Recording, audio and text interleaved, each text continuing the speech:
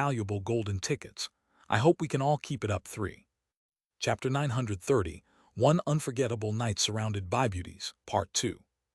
In any case, I'll be back in a few hours.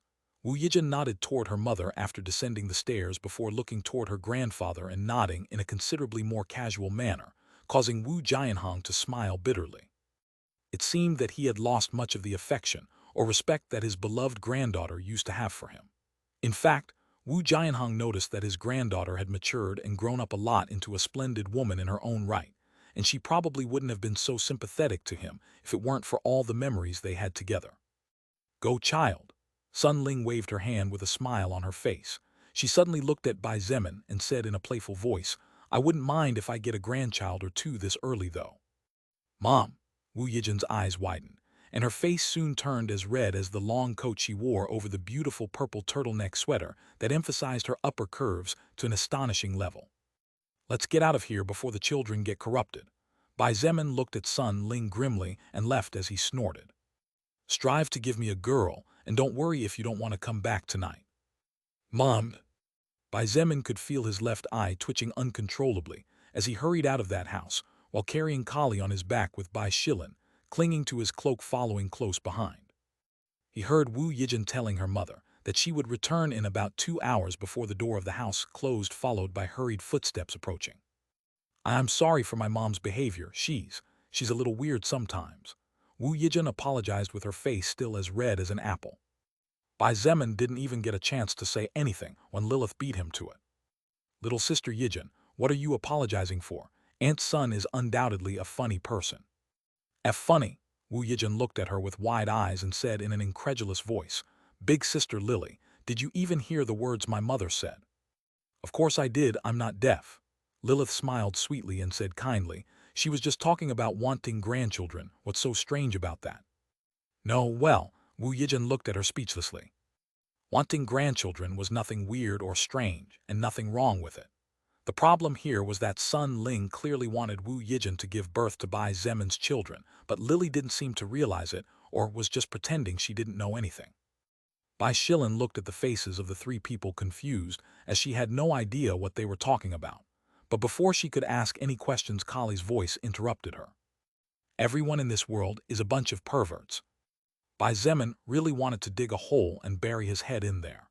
Even Kali seemed to be losing faith in him because of certain people. The group of 5 had walked for about 5 minutes and naturally encountered a few more people walking around the streets of the privileged area of the base. Although they definitely attracted attention, especially from some younger men who surely lived comfortable lives thanks to some relative with some ability or a lot of luck, no one dared to disturb them when they met Bai Zemin's blood-red eyes. It was around that time that Bai Zemin noticed a person walking towards them from the direction they were heading, and the moment he noticed this person, he was also noticed. Second mother. Bai Shilin let go of Bai Zemin and went running to meet Shangyuan Bingzu. Soon, the big whitish-haired beauty and the little slightly silver-haired beauty found themselves hugging each other as the rest of the group closed the distance. What a surprise! While stroking Bai Shilin's silky soft hair, Shangyuan Bingzu glanced at Bai Zemin before looking at Lilith in her human form and finally stopping on Wu Yijin. I was just coming to visit you to chat about something. Oh, I'm sorry, but I'm afraid that we'll have to wait, Lilith interrupted. Shangyuan Bingzu looked at her blankly and said coldly, wait, and why is that? Bai Zemin would have facepalmed, except that both of his hands were busy under Kali's thighs, keeping the girl from falling or hanging off his back. These two women really couldn't get along at least a little. Every time they saw each other it was like trying to mix a bucket of burning lava with a block of ice. It's because, as you can see, we are heading to Zemin's house. Lilith still had a smile on her face and her eyes sparkled with a hint of amusement as she looked into the ice-cold blue eyes of the woman in front of her. Mother. Oh, I mean Zemin's mom, by the way. Anyway, she's preparing a family dinner now, and given the time of day she'll probably finish soon, so we can't keep everyone waiting for us. I hope you understand. She was definitely teasing and picking on Shangyuan Bingzu. Bai Zemin sighed in his heart, while Wu Yijin didn't know what to do in this kind of situation, with her eyes going back and forth between each of the girls. If it was the Shangyuan Bingzu from the past who restrained herself and hid her true character in front of everyone, then Lilith would definitely have gotten her to turn around and walk away with a defeated expression on her face. The problem was that the Shangyuan Bingzu that Lilith had in front of her was not exactly the same Shangyuan Bingzu from almost a year ago, just like Bai Zemin was no longer the same past self. Indeed, Shangyuan Bingzu's lips curved slightly upwards into an incredibly charming smile that left Wu Yijin at a loss for words. I see. She nodded toward Lilith before crouching down to face Bai Shilin. Shangyuan Bingzu combed the girl's hair a little and said in a sweet voice, My sweet Shilin, Mommy has to go as your grandma Yi is waiting for all of you at home for a yummy dinner. Bai Zemin was speechless as he looked at the woman in front of him. The most surprised of all was undoubtedly Wu Yijin, who was dumbfounded as she watched the events unfold. Who was this person in front of her? The Shangyuan Bingzu she had known all her life had not only just smiled in a way she had never seen before, but was also playing with her words to lure Bai Shilin to her side. Hey, Mommy, where are you going? Bai Shilin suddenly asked, feeling confused. Shangyuan Bingzu kissed Bai Shilin's forehead delicately and stood up as she slowly said, Mommy is going home. Just like you and everyone else, your mommy also needs dinner. It was then that the corner of Lilith's mouth twitched very slightly as she murmured in a voice that only she could hear, Not bad. Indeed, upon hearing Shangyuan Bingzu's words, Bai Shilin looked at Bai Zemin and asked using her tender voice that no one could refuse, Father, can Mommy Bingzu have dinner with all of us? We are a family after all, aren't we? How could Bai Zemin say no when Bai Shilin was looking at him with those puppy eyes? He had been away from his daughter for most of her life, even if it was only a few months. Besides, he really had no reason to reject Shangyuan Bingzu. Quite the contrary, she was undoubtedly the person closest to him, leaving aside romantic and family relations. Of course she can. Bai Zemin nodded and looked at Shangyuan Bingzu with a faint smile. Let's all go together. I'm sure my mom will be happy to see you. Shangyuan Bingzu smiled slightly and looked at Lilith. Her blue eyes glittered slightly as she slowly said, So he said. Lilith chuckled and said nothing, much to the frustration of Shangyuan Bingzu, who, far from seeing her upset, What she saw was this woman she considered her greatest rival in life, clearly enjoying the course of events. Although along the walk Shangyu and Bingzu noticed how Wu Yijin looked at her in astonishment and apparently wanting to ask something, neither of them really spoke much, and except for Bai Shilin's sweet voice, the group remained silent. A silence that many might consider uncomfortable, but many others would definitely think the opposite. Finally, everyone arrived at Bai Zemin's house. Bai Zemin's mother, Yilinger, was clearly delighted with the presence of Wu Yijin and Shangyu and Bingzu. However, she was clearly more delighted to see Lily. Lily, child. She practically ran with tears at the edge of her eyes as under Lilith's surprised eyes, she drew her into a motherly embrace that confounded her senses completely. Yilinger seemed not to notice the rigidness of the young girl in her arms, and her maternal instincts kicked in as she caressed her glossy black hair and whispered in a choked voice, "I heard you followed Zemin to the other world, and that's why you were nowhere to be found. Thank God you're well. Thank God you're safe."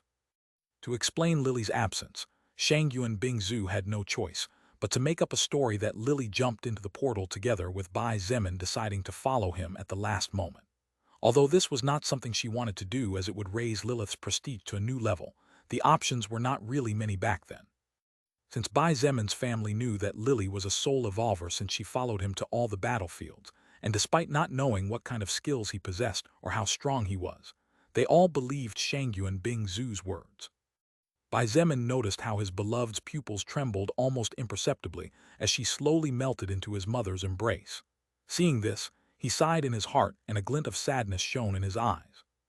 Although he tried to be as loving as possible and made sure to express his affection for her at least a few times a day whenever the situation allowed, a mother's love was irreplaceable. For Lilith, who had lost everything years ago, receiving this kind of sincere affection from Yilinger, who saw her as if she were her daughter, was certainly overwhelming in many ways. After hugging Lilith for a while, Yilinger wiped away the tears that were suspended on her long eyelashes and said with a cheerful smile, "Everyone, please wait a few minutes in the living room.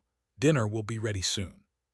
Of course, it was not so easy to dismiss the girls, as soon they all headed to the kitchen to help Yilinger, who had no choice but to give in to the insistence of the three women. Bai Zemin glanced at Bai Shilin, who was trying to strike up a conversation with Kali without much success, before turning his eyes to the kitchen. The backs of Shangyu and Bingzu, Lilith, Wu Yijin, his mother, and his younger sister working together in the kitchen somehow relaxed him, and without him realizing it, he couldn't help but smile in relief. However, the relief Bai Zemin felt didn't last long when his father's voice, not different to that of a demon, sounded a short distance behind him. "Leaving aside Lily, who will certainly stay the night, I wonder if your mother will let these two defenseless, not so defenseless young ladies go home in the middle of this cold and dangerous night." The smile on Bai Zemin's face slowly receded, as he slowly turned to look at his father, who rested his back on the beam where the double door connecting the kitchen and dining room was located. Bai Delan had both eyebrows raised, his eyes glittered, and the corner of his mouth was curved upward in an arrogant, suggestive angle that practically cried out to be punched, as he said with an exaggerated sigh, "I hope tonight won't be so noisy. Just one Lily was enough to shake the house. I can't imagine what will happen if we add an even more powerful Shangyu and Bingzu and Wu Yijin to the equation." Before Bai Zemin could say anything, Bai Delan turned around and waved his hand as he walked off to join the two little kids. "Well, good luck with that. Backslash backslash backslash backslash backslash backslash backslash. Really, thank you very much to all those who send gifts to the novel and support with valuable golden tickets. I hope we can all keep it up. 3. Chapter 932, Unforgettable Night Surrounded by Beauties, Part 3. Dinner was brought to the table which, although considerably large for a normal-sized family, soon became a bit crowded as a total of 9 people sat around it, leaving only one of the 10 chairs free. The truth was that, although Yilinger said dinner would be ready soon, it wasn't until 30 or 40 minutes later that everyone was able to sit down to taste the dishes. This was because Yilinger certainly did not expect so many people at home today, as Bai Zemin had told her earlier that he would not be bringing many people. So Yilinger was right in thinking that her son would only bring one person, but due to different coincidences of fate, that number grew and Yilinger was forced to cook more. Of course, there were no words of complaint coming out of Bai Zemin's mother's mouth, and her bright expression exposed how delighted she was with the whole situation. She didn't stop chatting with the 3 girls even for a second, asking them questions of all sorts ranging from clothing preferences to what they liked to do when they had free time and weren't working or leveling up. Bai Delan was also enjoying the dinner, and when he tasted one of the dishes in particular, which consisted of meat with sautéed vegetables, his movements paused for a moment before he said with surprise, "This dish? Who cooked it?" Bai Zemin and the others looked at Bai Delan thinking that the dish might not be good, but when they saw the man's bright eyes they all realized that it was actually quite the opposite. Ylinger looked at the dish before looking at the one who had cooked it with a proud smile. "Delan, that dish was prepared by Bing Zhu. This girl is actually even better than me in the kitchen. You should have seen how skillful her movements were, practically flawless and full of elegance like that of a true professional." Oh, Bai Delan looked at Shangyu and Bing Zhu with surprise. However, he couldn't look at her for more than a few seconds before he sensed something was wrong, so he was forced to retract his eyes as he calmly said, "Quite impressive indeed." Despite being restrained, she was not as skilled as Lilith, and Shangyu and Bing Zhu's charm was actually very high at this point. If a man interacted too much with her, he would probably fall prey without even knowing it. Even Bai Delan was no exception, and if he was not careful he would fall into a daze, something that would later become something he would be mocked for, especially by his son Bai Zemin. This was also the reason why Lilith did not show her true form before them, and kept practically 90% of her charm sealed, or else it would be a much bigger problem than just falling into a daze for a few seconds.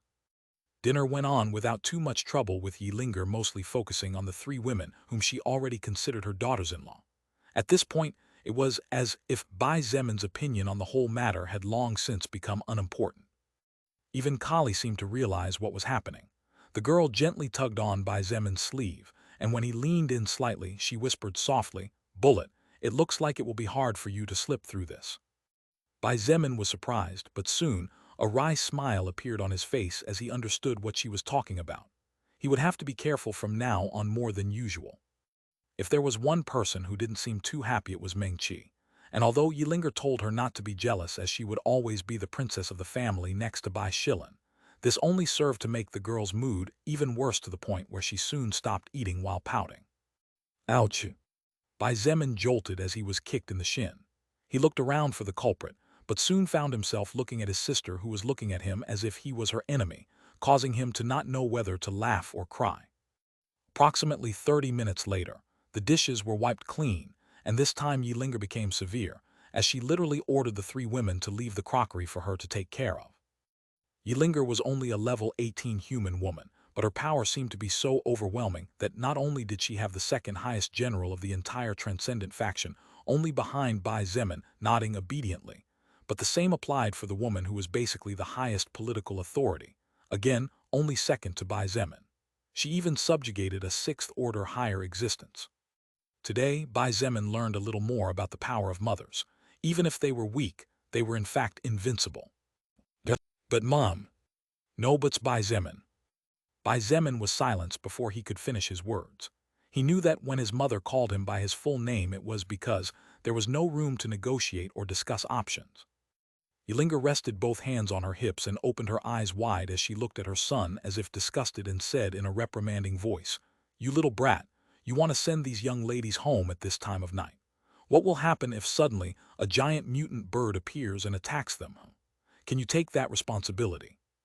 If a giant mutant bird attacks Shangyu and Bing Zhu or Wu Yijun, then the two girls will surely be eating bird at their homes for days to come. Of course, Bai Zemin only dared to say these words in his heart, while on the surface he nodded with a defeated expression on his face. Ylinger nodded in satisfaction and quickly smiled as she tousled her child's hair. "Well, Zemin, don't make that long face as if it were the end of the world." Bai Zemin could feel his father's gloating gaze prickling his back, and he vowed payback. "Father, my dear father, if only you knew what awaits you tomorrow, I'm afraid you wouldn't be smiling like this." Bai Zemin hoped his father would sleep well tonight, because in the nights to come, he might have to sleep on the couch at the best of fates, or with little snow at the worst of fates. Shangyu and Bing Zhu and Wu Yijun looked at each other a little uncomfortably when the choice of deciding what to do was taken away from them. However, the two girls knew in their hearts that this setup was not one they were really against. It was just that there was a problem that needed to be solved first. "This Aunt Yi." Wu Yijun hesitated for a moment before saying in a low voice, "I'm afraid neither I nor Bing Zhu have any clothes to change and spend the night. Therefore, don't worry about that, little Yijin. Yilinger smiled as if it was no big deal and said calmly, I've already thought of everything. She looked at Meng Qi, and Meng Qi's expression changed, as she knew what was about to happen. Mom, no. What do you mean by no? Yilinger's expression turned serious, and she soon put her hands to her waist as she looked at her daughter, daring her to say more as she tapped her foot on the ground gently again and again.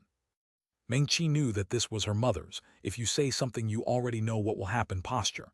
It was hard for her to find excuses, but she finally said with some embarrassment, my clothes are not so big for them.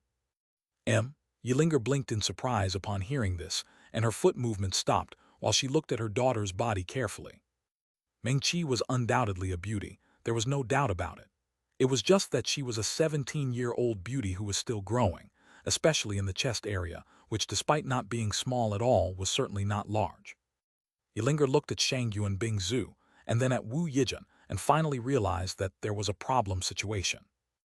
Bing Zhu may be fine, even though it will be tight and uncomfortable for her, but this Yijin girl. Yilinger took a close look at the girl's bosom and immediately dismissed the idea of wearing Meng Qi's clothes on her. Wu Yijin's bosom. Those two treasures were even bigger than Yilinger's, who was a fully grown and mature woman. Forget about Meng Qi, who was basically a teenager on the verge of early adulthood. Meng Qi looked at Shangyu and Bing Zhu, and Wu Yijin with eyes that practically sprayed flames to the dismay of the two women, who did not know what to do in this kind of situation. It was then that Yilinger's salvation and Bai Zemin's nightmare spoke. Mother, there is no need to worry. Actually, I have some sleeping clothes in Zemin's room. Lily, are you sure? Yilinger looked at her son's partner in surprise. I don't think I've found clothes of yours in Zemin's room before. Hee, mother. Lilith stood up and walked towards the stairs as she said with a chuckle, just wait here for a moment, I'll get them. Yilinger nodded silently despite feeling confused. She had been in her son's room numerous times and made sure to keep it free of the tiniest speck of dust while waiting for his return for the past half-year, but she hadn't seen any women's clothes there at all. Bai Zemin felt a bad premonition in his heart, so he joined his father in pouring himself a glass of water in order to prepare his heart. However, he had not swallowed the first sip of water when Lilith's voice sounded from the upper steps. There they are. Just like everyone else, Bai Zemin looked up to see Lilith excitedly walking down the stairs with 3 sleeping clothes in her outstretched arms. However, although those clothes were indeed sleepwear, they were not just ordinary sleepwear. Pffffffft. Bai Zemin spat out the water in his mouth in jets and soon began coughing furiously. Bai Delan suffered the exact same fate that his son did, as he began coughing on the verge of death with a red face, due to the lack of oxygen in his lungs, as he stared at the clothes his daughter-in-law brought. What? Meng Qi looked at her brother's girlfriend with her eyes as wide as headlights. Specifically, she was looking at the clothes. Even Yilinger was taken aback when she saw Lilith step forward and hand a white silk baby doll with lace embroidery on the chest area to Shangyu and Bing Zhu. Aren't they pretty? Lilith let out a giggle as she handed another baby doll to Wu Yijin. This one was a deep purple one, and unlike the white one, it was considerably more daring as it was actually semi-transparent in some areas. She turned to look at Yilinger as she held up a black silk baby doll with lace embroidery on the lower part. This one is mine. Wonderful. What? Bai Zemin looked at his mother in shock, but she was no longer paying attention to him at all. Yilinger's eyes literally sparkled, and the smile on her face was so big that her white teeth were all exposed. Lily dear, you really are a genius. The best. She looked at the 3 baby dolls and then at the 3 women, of which 2 were as dumbfounded as the rest in this room. With these sleeping pajamas, no one will have any more problems tonight. Pajamas? This was clearly lingerie, sexy lingerie. Bai Zemin almost fell to the ground when he heard the words of his mother, who wasn't fooling anyone by trying to feign ignorance. Hee. Lilith smiled proudly as she looked at Bai Zemin with playful eyes. She was clearly enjoying all of this more than anyone else. Bai Delan swallowed audibly as he looked at the 3 night dresses. His eyes moved in automatic mode, and even he couldn't help but give them an extra glance at the 3 women while, for the first time in his life, he began to feel a bit envious of his son. Suddenly, Bai Delan felt a chill run down his spine as a feeling of death rose over him. Bai Delan didn't have and didn't dare turn to meet the devil's gaze. He coughed to clear his throat and turned up the stairs as he said in a wavering voice, "Gee, good night, guys. I'm a little tired, ha ha ha."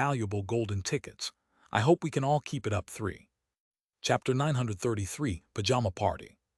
Bai Zemin watched as his father retreated from the battlefield, and in his heart he could not help but curse him for being a deserting soldier. However, he quickly calmed down and tried to analyze the situation he was in. Bai Zemin knew in his heart that Bai Delan, his father, had little if anything to do here, so it didn't really matter if he stayed or if he left. No, in fact, it was better if Bai Delan got the hell out of here. Bai Zemin was sure that if his father stayed any longer, not only would he be of no help, but Yilinger would soon become a widowed woman as well as the murderer of her own husband. It was impossible to blame Bai Delan. Bai Zemin admitted this fact in his heart as he looked at the 3 baby dolls. He had already seen Lilith wearing this kind of sexy clothing in the past. She was simply a bombshell in her own right, capable of driving crazy even the saints. The problem was that Bai Zemin's imagination got a little out of control as he envisioned Wu Yijin's devilish body and Shangyuan Bing Zhu's perfectly proportioned body wearing that kind of attire. Cough, he quickly regained his composure and seizing the opportunity turned up the stairs. Gee, good night, you all. I'm a little tired.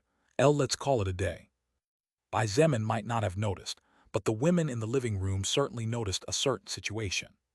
Hee, father, those words are what grandfather said just now. Bai Zemin almost burst into tears when he heard Bai Shilin's voice behind him. The innocent girl had no idea what was happening. In her bright black eyes, the world was fun and great when she was with her family, and so there could be no bad things. Little did she know that she had actually just helped dig the grave of her dear father who had shared part of his deepest records with her. Zemin, where are you going?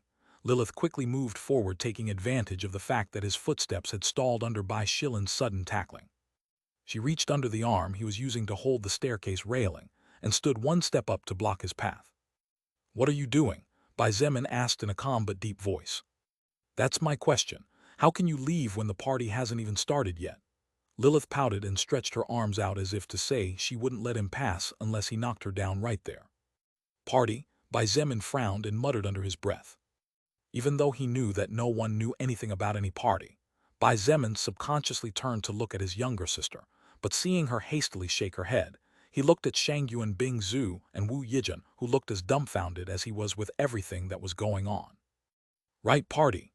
Yilinger clapped her hands with sparkling eyes and looked at Lily as if she was looking at not only the best daughter-in-law in the history of existence, but also her best ally. Pajama party. Wu Yijin. Shangyuan Bing Zhu. Meng Qi. Kali. Bai Zemin and what? Bai Shilin, yay, pajama party. After becoming the voice of silence, Bai Shilin put a finger to her mouth and turned to look at Yilinger as she said in an innocent voice, Grandma, what's a pajama party? Yilinger stroked Bai Shilin's hair as she explained with a victorious smile on her face.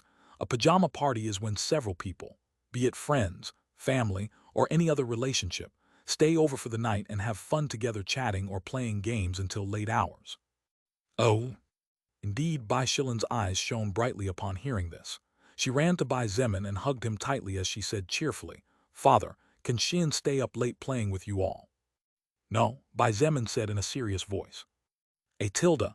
Bai Shilin immediately pouted and made puppy eyes as she looked at Lilith before running over to Shangyuan Bing Zhu and looking at her in the same manner. Third mother, second mother, you two are always so good to Shilin. Can Shilin have a pajama party with all of you? Pretty please. This, Shangyuan Bing Zhu immediately found herself falling into a difficult situation. Actually, she had planned to go discuss something regarding Bai Zemin with Wu Yijin, and that was precisely the reason why she was heading to her place a few hours ago. However, upon meeting Bai Zemin's group, everything changed. Putting aside the obvious provocation from Lilith, Shangyuan Bing Zhu did not feel good in her heart when she realized that everyone was going to Bai Zemin's house, but apparently she was the only one who was being left out and uninvited. Therefore, she used some tactics to make the word invitation pop into everyone's mind, and by adding Bai Shilin to the mix, everything worked out perfectly. Little did Shangyu and Bing Zhu expect that, rather than going to Bai Zemin's house, she would practically end up digging a well. A well from which in normal circumstances she could easily escape, but given the situation, it was no longer so easy. But she really couldn't wear those kinds of clothes. My dear Shilin, I actually think it would be good if... Shangyu and Bing Zhu's words got stuck in her chest, as she saw Bai Shilin's eyes suddenly start to fill with tears while staring at her waiting for her next words. It was then that Lilith closed the distance and hugged Bai Shilin from behind. She kissed the top of the girl's head and said in a gentle voice, "My little Shilin naturally can have her pajama party." Really?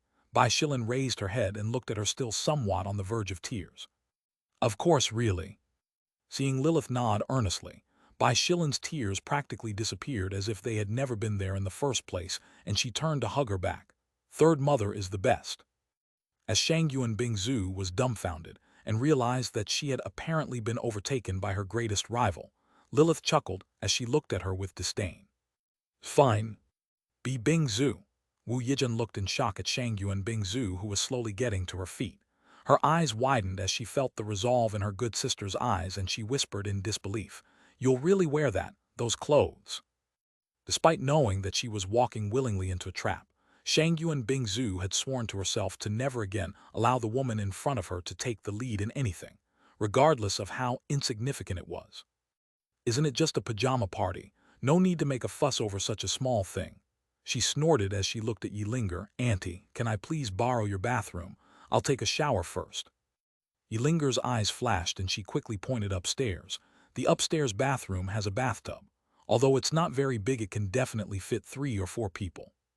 "In that case, excuse me." Shangyu and Bing Zhu nodded, and under the gazes of everyone present, she walked towards the stairs. "While Bing Zhu, are you serious?" Bai Zemin looked at her with wide eyes and subconsciously stepped aside to let her pass when he saw the seriousness on her face. Shangyu and Bing Zhu didn't even look at him. She walked up the stairs, and as Yilinger called out to her from downstairs where the bathroom was located, she soon disappeared from everyone's sight. "Mother, you..." Bai Zemin frowned as he looked at his mother and said in an unusually serious voice, "I don't like what you are doing." Yilinger also noticed that her son was starting to get angry. Although Bai Zemin was usually very tame and practically always listened to her, he also had a strong temper that, when it got out of control, even Yilinger could not control. Past events spoke for themselves when he broke his classmates' legs in high school. Of course, Yilinger knew that her son would never raise a hand to her. However, she didn't want him to be upset with her. "Zemin, if Bing Zhu really didn't want to do it, then do you think with her personality any of us could force her?" she said with a sigh. Bai Zemin frowned as he heard his mother's words. He knew in his heart that what she said was true. Considering Shangyu and Bing Zhu's firm and decisive personality, she would never do something that deep in her heart she disagreed with, especially when it came to showing so much skin in front of a man. But Bai Zemin's words were interrupted when Yilinger said in a soft voice, "Child, you will soon be going to the war even though you came back from another world not too long ago. Zemin, even though many people in the faction treat you as someone irresponsible who disappears without a trace and delegates jobs to others, people like me know that you work harder than anyone else to keep us all safe." Bai Zemin said nothing and let her continue as he looked at her silently. "You are the one who works the most, but since the beginning of this whole ordeal you haven't had a day off. I think it's time for you to relax a bit before you collapse." Yilinger sighed as she shook her head. "Bing Zhu and Yijin are very good friends of yours, aren't they? Lily here is your girlfriend, Shilin is your beloved daughter, Kali is a person who followed you across worlds, and Cheer is your little sister. What's wrong with spending a night together chatting and joking around a bit?" Under normal circumstances, Bai Zemin would certainly be able to immediately identify where the problem was with this situation. However, even if he was currently calm and relaxed, the skill Blood Berserker's wrath was certainly depriving him of almost 20% of his reasoning ability. 1/5 of the total was no small part. Sensing that there was something fishy about all this, but with his mother's words smoothing things over, Bai Zemin finally nodded. A night to chat among friends and family. The bed in Bai Zemin's room had been moved to Meng Qi's room, however. The large king-sized mattress stayed in the room, and the mattress in Meng Qi's room that was the same size was moved to Bai Zemin's room. The furniture was pushed into a corner so that a large space was left in the center, and with Meng Qi's and Bai Zemin's mattresses added to the other two large mattresses from the guest room and Bai Shilin's room, soon a kind of soft, fluffy box spring that occupied practically the entire room was built up. Bai Zemin had showered downstairs, alone of course. After putting on a pair of light sleeping pants and a t-shirt with short sleeves, he went to his room under the guidance of his mother. Yilinger did not stay long but quickly retired after wishing her son a happy good night. When she closed the door behind her, she had to restrain the urge to giggle but could not fight the big smile on her face as she headed to her room. Bai Zemin looked at the big bed on the floor. There were also several blankets in case they wanted to cover themselves during the course of the night. His mother had certainly prepared everything. There were even snacks and drinks on the bedside tables that were in a corner of the wall opposite the door. Talk among friends, talk among friends, talk among friends, talk among friends. Bai Zemin continued to repeat the same words over and over again as he sat in the center of the large bed and waited not as quietly as he would like to be for the arrival of the other party members. Backslash, backslash, backslash, backslash, backslash, backslash, backslash. Really thank you very much to all those who send gifts to the novel and support with valuable golden tickets. I hope we can all keep it up. 3. Chapter 934 Dark Room, Part 1. Bai Zemin didn't have to wait long when the door was opened in a loud bang. His body jumped slightly as he opened his previously closed eyes and looked towards the door with a serious expression. Whoa, such a big bed. Bai Zemin subconsciously sighed in relief, releasing the air he was holding in. Shilin looked at the large bed built by her grandmother. Her eyes shone brightly, and the smile on her face was so delighted that all the enemies who died under her small but heavy fists certainly wouldn't be able to associate her with that fast and fierce little demon who exploded the heads of her opponents as if she was popping watermelons. Big Sister Kali, Shilin will help you down now. The girl entered with careful steps, and upon reaching the wall slowly sat down as she let Kali sit on one of the large couches. Thank you, Kali said casually as she rested her back against the wall. It's nothing. Bai Shilin smiled sweetly before sitting down in front of her and taking her hands. Let's play together. Play? No, I'm not a little kid. I don't want to. Kali's words were silenced when Bai Shilin began to jump up and down while taking her hands. The powerfully spring-loaded mattress certainly did its job, and soon Bai Zemin was met with the startling scene of seeing two girls dressed in two-piece pajamas flying all over the place. You stop. He. Stop, I'm telling you. Nope. Bai Shilin, you bullet, get me out of here. Bai Zemin couldn't help but laugh a little amused as he watched Kali's and Bai Shilin's almost identical hair dancing around the room. Kali, have some fun, he said with a chuckle. Bai Zemin, traitor. Soon, Kali was forced to surrender to her fate. Maybe this won't be so bad. Bai Zemin smiled slightly as he looked at Kali gritting her teeth with Bai Shilin leading her hopping all over the place. Kali is so mature for her age that I end up forgetting that she is only a young girl who not long ago entered her teens but has no memories of her childhood. Letting her join Shilin, who is pure and innocent as a blank page, might be a good choice. Just when Bai Zemin was also flying all over the place, a consequence of the jumps caused by Bai Shilin, the door he had closed earlier so that the noise would not be so great and avoid disturbing his parents too much opened wide. He looked in quickly and subconsciously let out a relieved sigh. It's you, Meng Qi. Well, I'm sorry for being just me. Meng Qi snorted in clear dissatisfaction as she entered the room and sat on the mattress, joining the jumping victims. She was wearing a two-piece pajamas just like Kali and Bai Shilin, but it was obviously a more mature pajamas, and the curves of her body were exquisite even though her skin was almost completely covered. Hey, close the door, Bai Zemin said as he saw her leave it open. HMPH. Meng Qi clearly snorted in a bad mood as he looked towards the door as if expecting something. Bai Zemin immediately realized what was going on, and when he glanced toward the entrance of the room he was just in time to catch a glimpse of a sleek snow-white and ivory-bright leg peeking out from around the corner. Lilith took a step forward and stopped clearly on purpose outside the room to let Bai Zemin feast his eyes. She wore that sexy black baby doll covered in elegant lace markings, and with her left hand on her hip, she rested most of her weight on one leg as she gazed at him with sparkling eyes and lips slightly puckered in a smile capable of driving even the holiest of saints berserk. Although Lilith was in her human form of Lily so naturally, it was impossible to be as perfect as her real body.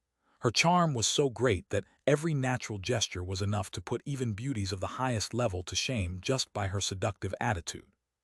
Bai Zemin realized that he would never get bored of seeing her, and would definitely never reach a point where he could call her body routine. She winked at him playfully before looking to her side, beyond what the people inside the room could see. Sis Yijin, there's no need to be shy, not with a body as charming as the one you have. Lilith paused to look at someone else, and her lips pursed slightly before entering the room and waiting standing to the side. A few seconds later, a cry of surprise accompanied by Wu Yijin's somewhat staggering body appeared for all to see, and Bai Zemin immediately felt a fire begin to burn in his crotch. Bengzu you. After being pushed, Wu Yijin looked angrily at her friend who was still out of sight of everyone in the room. However, she quickly realized something, and with a slightly pale face she slowly turned around to meet Bai Zemin's red eyes staring at her. Wu Yijin's baby doll was a noble purple color that reached to mid-thigh, exposing the entirety of her smooth as the finest silk legs. The material the baby doll was made of was certainly of fine and high quality, and this silk was so thin that Bai Zemin could see hints of her white skin beyond the nightgown. Wu Yijin was gorgeous, beautiful. Her baby face, her long legs, her soft and tender skin, every part of her body made her a woman of the highest standard that could exist. However, her greatest asset other than her face was certainly her bosom. Bai Zemin subconsciously gulped when he saw those two big balls bulging out and moving up-down with her breath. The cleavage wasn't that deep, but there was a good patch of fleshy skin protruding, and anyone taller than her could be delighted by what looked like a deep abyss formed by the junction of two mountains, an abyss in which countless would be willing to die by suffocation. Had it not been for the silk robe-like fabric that came to match the baby doll and added an extra layer of protection, Bai Zemin would definitely have seen more than he should have. Seeing Bai Zemin looking at her so intently with wolf-like red eyes, Wu Yijin subconsciously puffed out her chest more, which involuntarily caused them to shake. She quickly blushed so intensely that for a moment she became dizzy, and frightened for her safety, she entered the room before sitting on the edge of the mattress. Bai Zemin's eyes moved up and down, looking at those two jumping beauties in sync, with the giggles of Bai Shilin still jumping in the other corner. D-cup, or is that a DD? Bai Zemin whispered in his heart. Hee, Sis Yijin, can you see? Nothing to be ashamed of, but you should be proud of yourself. Lilith chuckled charmingly before looking towards the door. Her eyes glistened slightly as she calmly said, well, I guess the last member chickened out. Oh well, I guess she can go sleep on the couch downstairs. There was no movement for a few seconds, however. Bai Zemin managed to hear what seemed to be a deep sigh, and a moment later he gasped. Shangyuan Bingzu stepped forward with an indifferent expression on her face. She stopped at the entrance to look at the situation in the room, and although it was only a second or two, it was more than enough to make Bai Zemin's heart start beating fiercely. The white baby doll Shangyuan Bingzu was wearing was not as sexy as the black one Lilith was wearing, nor was it daring like the purple one that asserted and exaggerated Wu Yijin's already exaggerated curves. In fact, it was very simple to the point that it would hardly attract attention if one were to put it in a store next to the two aforementioned. Her baby doll was completely white, and although it too was made of high-quality silk fabric, it was not semi-transparent like Wu Yijin's. The most eye-catching thing about this white baby doll was probably the precious-looking lace fabric at the bottom of where the cups meant to support the woman's breast were situated, along with the small ribbon of the same material and color that was right in the center of where the girl's two breasts met. Long ivory-white legs that seemed to shimmer as if bathed in diamonds in the pale light of the room. A tender pair of thighs were almost fully revealed, tempting one to bite them gently or slip one's fingers delicately to feel them. Higher up, two slender arms as delicate as a doll's fell on either side of the most perfectly balanced body Bai Zemin had ever seen in his entire life. Right, Shangyuan Bingzu's body was so perfectly in sync that it even surpassed Lilith's when it came to interrelated dimensions. Slim waist, slightly wide hips, C-cup breasts not at all exaggerated but not at all small, partially covered by the fabric of a slightly whiter color than the rest of the baby doll. The chest area was especially tempting as it exposed not only the upper part of the bust but also about 1/4 of the inner front. All this coupled with a face as beautiful as that of a legendary immortal fairy, covered by an indifferent expression and blue eyes that glistened with coldness and pride capable of awakening the desire of conquest of any man. It was only 1 or 2 seconds, but from Bai Zemin's point of view, it was as if time had frozen as he stared wide-eyed at Shangyuan Bingzu's body. Beautiful.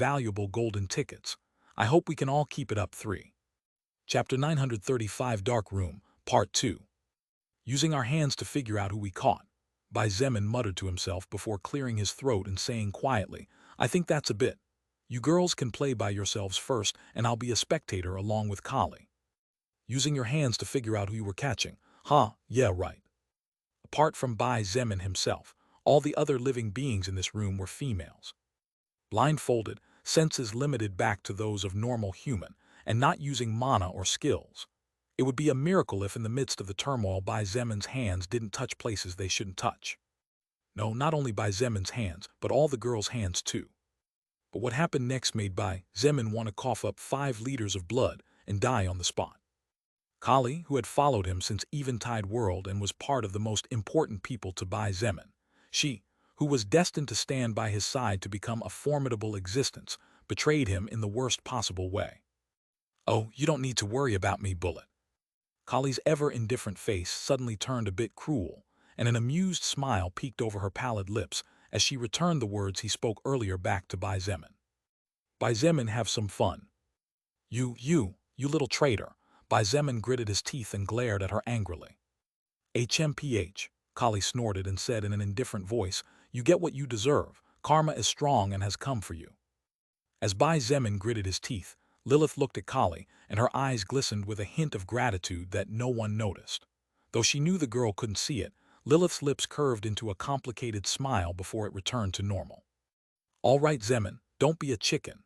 She crossed her arms under her prodigious bosoms, causing them to push up even more as she said in a mocking voice, "We women aren't chickening out, but you want to run away. Are you still a man?" Bai Zemin's expression was serious as he looked at her and said in a deep voice, "Don't you know whether I am a man or not?" "Don't be too presumptuous." Lilith rolled her eyes before looking at the other beauties inside the room and calmly said, "Do any of you want to get out of the game? Speak now or forever hold your peace." Shangyuan Bingzhu opened her mouth to say something, but after seeing the serious and determined expression on Wu Yijin's still blindfolded face, she choked on her own words and said nothing.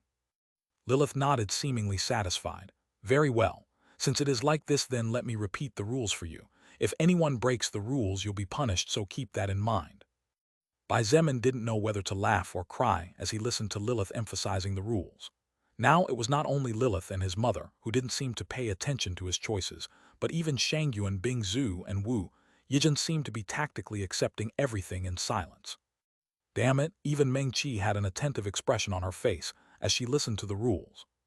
Finally, Bai Zemin secretly gritted his teeth and nodded to himself. He was not a saint in any sense and had repeatedly rejected all of this out of respect for Lilith. However, she was always teasing him and pushing him again and again. Bai Zemin was tired of it, and now he was determined to show her where the actions she was forcing him to do could lead to. Besides, Bai Zemin glanced sideways at the bodies of Shangyuan Bingzhu and Wu Yijin before lowering his head to look at his hands resting on his knees as he stayed seated in the lotus position.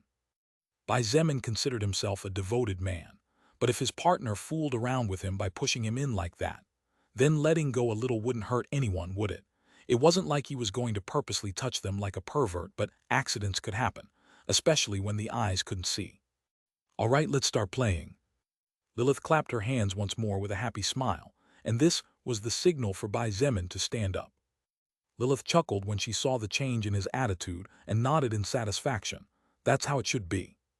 She looked at Wu Yijin, who was blindfolded and with her hands on her shoulders, asked with a faint smile, "Little sister Yijin, are you ready?" "Ready," Wu Yijin nodded. In that case." Lilith took a step back and with her hands on the side of Wu Yijin's body started to put some strength. "Here we go." Under the watchful eyes of Bai Zemin, Shangyuan Bingzhu, Meng Qi, and Bai Shilin, Wu Yijin's body began to spin rapidly, and about a minute later it wasn't hard for them to notice that the girl's feet were beginning to waver as a sign that she was starting to get dizzy. "Start." Lilith had barely said the word start when after a last turn she quickly retreated and took advantage of Wu Yijin's moment of instability to look for a place for herself.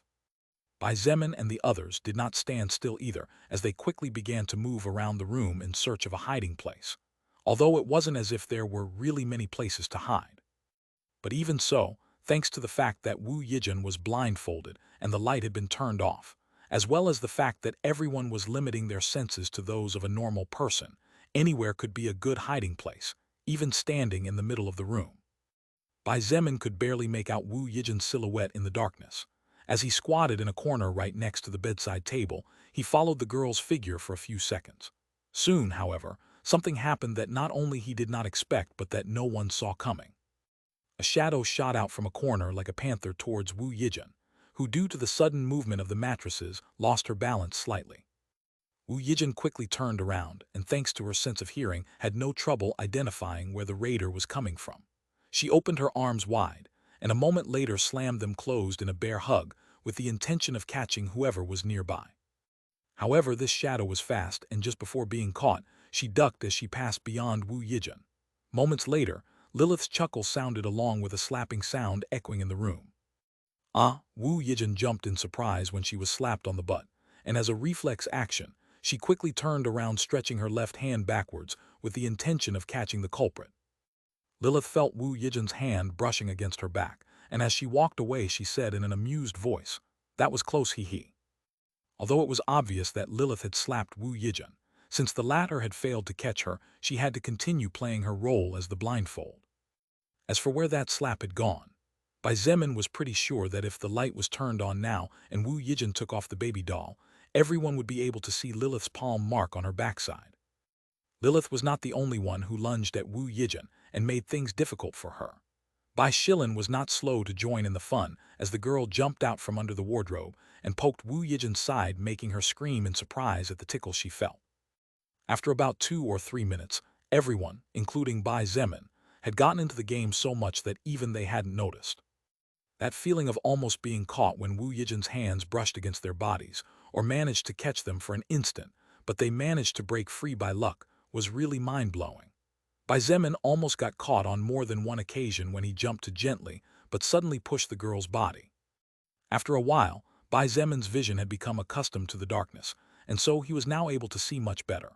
He noticed Wu Yijin advancing carefully in his direction, with both arms constantly moving forward and sideways in a desperate attempt to catch or strike gold. Crouching in a corner, Bai Zemin held his breath and didn't even dare to blink when Wu Yijin stopped right in front of him. There was no way he could get out of here since behind him was the wall, next to him was a wall, and on the other side was one of the 2 bedside tables. With Wu Yijin blocking the way ahead, there was simply no place for him to flee. He looked around for something when he suddenly noticed a t-shirt lying under the bedside table. He moved very slowly, and without making the slightest sound picked up the shirt before scrunching it into a ball. Wu Yijin paused for a few seconds and put all her focus on her hearing. Without being able to count on her eyes, all she could do as she walked blindly was try to detect the presence of others using what she could as a normal person. It was just at that moment when she felt a gust of wind pass right in front of her face. But though she reacted immediately, all she caught was air as she held out her hands in that direction. And only an instant later, the sound of something being hit rang out inside the silent room. Wu Yijin didn't know why that person was screaming, but she didn't stop to think about it either. Letter 1D1C, letter 1D18, letter 1D05, letter 1D00, letter 1D1B, letter 1D07, small kappa, letter 1D0F, letter 1D0D, small kappa, letter 1D07, letter 1D07, letter 1D2N, letter 1D07, small kappa, letter 1D0F, letter 1D0, letter 1D07, small kappa, letter 1D04, letter 1D0D. Meng-Chi was hiding in a comfortable position against the wall and surrounded by blankets that made it difficult for the blindfolded person to find her. However, she didn't know who was the bastard that had thrown a t-shirt that caught her unawares and hit her face, making her scream in surprise. Realizing her mistake, Meng-Chi quickly stood up and prepared to run away, but her feet became entangled in the blankets, and these large pieces of cloth that should have been her defense became her undoing. Meng-Chi fell heavily onto one of the mattresses, and before she could get back to her feet and run, she felt 2 long arms encircling her with a strength she would not be able to run away from. Meng-Chi, it's you. The blindfolded person had to be very careful when they called out the name of the person they caught. This was because if they failed they would have to continue the game, resuming the round of dizziness. Hearing Wu Yijin's voice, Bai Shilin, who was closest to the light switch, ran over and turned it on as she watched with an enthusiastic smile the scene of blindfolded Wu Yijin trapping her aunt in a tight bear hug. "Ha ha ha, Auntie Meng-Chi, you lose." Wu Yijin sighed in relief and took off her blindfold. She narrowed her eyes slightly at the sudden annoyance of the enlightenment, but the smile of joy on her face was evident to all. Meng-Chi's expression was dark as she looked at everyone and said through gritted teeth, "Who was the little wretch that threw that thing?" They all followed the spot Meng-Chi was pointing to, and there they saw a red-colored shirt all crumpled up. It didn't take them long to figure out what had happened, and this time even Shangyu and Bing Zhu couldn't help but laugh a little.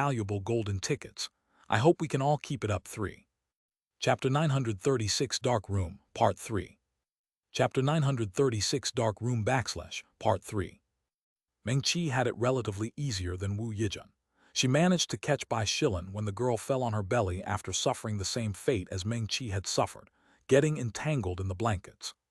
Bai Shilin was naturally not happy with this outcome, but the rules could not be ignored or else the game would not be fun. Soon, the girl found herself blindfolded, and not much later her body was spinning in the center of the room under Meng Qi's hands. Lilith had barely turned off the light and ran when Meng Qi immediately, and gently pushed Bai Shilin in the opposite direction she ran towards. Bai Zemin's expression changed when he saw Bai Shilin running towards him with staggering but speedy steps. He quickly ran off to the other side and in the process naturally ended up revealing other people who were hiding, which caused them to curse him for a while. However, none of this mattered to Bai Zemin. When he looked back and saw Bai Shilin following him closely with outstretched arms and open hands, he couldn't help but exclaim loudly, "Shilin, you're seeing, aren't you?"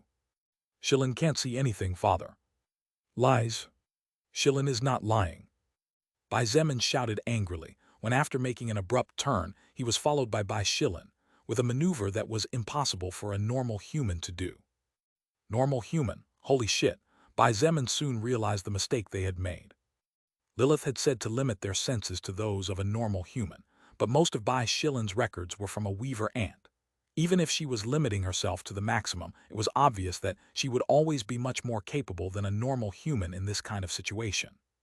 Bai Zemin gritted his teeth and ran for his life, but his expression changed when he saw a slender leg stretching out from the blind spot of the closet. Because everyone could only see what was ahead of them no more than 2 or 3 meters at most, and because of how fast Bai Zemin was running, by the time he realized what was happening it was already too late. He fell to the mattress on his mouth and bounced several times but quickly reacted with the intention of getting to his feet. However, Bai Shilin jumped like a cougar, and before Bai Zemin could take the first step his body staggered forward with the girl's body clinging to him like an octopus. "Father." Bai Shilin's voice had barely fallen when the lights flashed on. "Hee, Daddy Zemin, looks like you got busted, Tilda," Lilith said as she stepped out from the side of the closet. "You little minx." Bai Zemin gritted his teeth and vowed revenge. "You just wait and see." "Ha, Shilin won." Bai Shilin pulled off the blindfold with one pull and began to dance with enthusiasm as if she had just hit the lottery jackpot. Bai Zemin didn't know whether to laugh or cry as he bent down on one knee and let his daughter blindfold him. However, what almost made him spit blood and die was what Bai Shilin said to him just before pushing him away and running. "Father, remember that you can't cheat just because you lost." Despite knowing he was being childish, Bai Zemin had really gotten into the game and was really having fun in a way he hadn't had in not months but years. The lights were turned off but he didn't care as he quickly kicked one of the mattresses and almost fell off when he flew off in the direction that Bai Shilin had fled just a moment before. "Ah!" Bai Shilin let out a high-pitched scream followed by several chuckles as she quickly ran around with Bai Zemin following close behind. When she looked back and saw his hands extended towards her with his fingers opening and closing similar to the claws of a monster, the successor of the former queen of the weaver ants couldn't help but scream again, this time a little desperate in the midst of the fun as she ran with everything she had. Due to Bai Zemin's swift reaction, none of the girls in the room had time to hide, and therefore the level of chaos this time was a lot higher than before. Everyone ran scared with screams and laughter as Bai Zemin brushed past several of them during his chase.